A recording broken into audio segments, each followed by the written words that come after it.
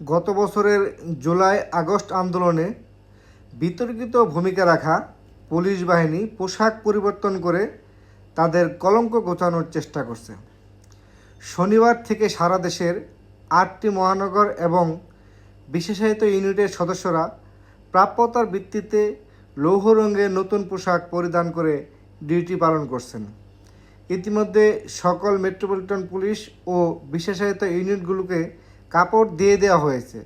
পর্যায়ক্রমে দেশের সকল পুলিশ সদস্য নতুন পোশাক পাবেন বলে জানিয়েছেন পুলিশ সদর দপ্তর। ঢাকা মহানগর গোয়েন্দা পুলিশ এবং ঢাকা মেট্রোপলিটন পুলিশের সূত্র জানিয়েছেন, ইতিমধ্যে ডিএমপির 20% লোক নতুন পোশাক পেয়েছে। সবার জন্য পোশাক পেতে আরও বেশ কিছুদিন সময় লেগে যাবে, তবে সুনির্দিষ্ট কোনো তারিখ তারা বলতে পারছেন না কতদিন লাগবে। 3-4 এমনকি 6 মাসও লেগে যেতে পারে সবার এই একই রঙের পোশাক পাওয়ার ক্ষেত্রে। তবে নতুন এই পোশাক নিয়ে সামাজিক যোগাযোগ মাধ্যম থেকে শুরু করে সব মহলে মিশ্র প্রতিক্রিয়া দেখা দিয়েছে। কেউ কেউ বলছেন আগের পোশাকই ভালো ছিল, নতুন পোশাক দেশের অর্থ অপচয় ছাড়া আর কিছু না।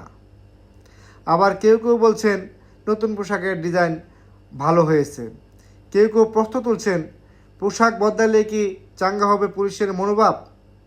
নতুন পোশাক নিয়ে খোদ পুলিশ সদস্যের মধ্যেই দেখা দিয়েছে মিশ্র প্রতিক্রিয়া।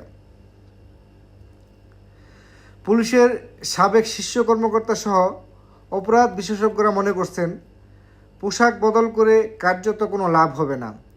এতে চরিত্র কোনোদিন পরিবর্তন হবে না। জনবান্ধব এবং পেশাদার পুলিশ বাহিনী গড়ে তুলতে হলে সবার আগে দরকার রাজনৈতিক হস্তক্ষেপ বন্ধের গ্যারান্টি। একই সঙ্গে সরকারের বেআইনি আদেশের ক্ষেত্রে তাদের না বলা শিখতে হবে। পুলিশের সাবেক আইজিপি নুরুল হুদা জানিয়েছেন, ইউনিফর্ম বদল করে কি ফল পাওয়া যাবে?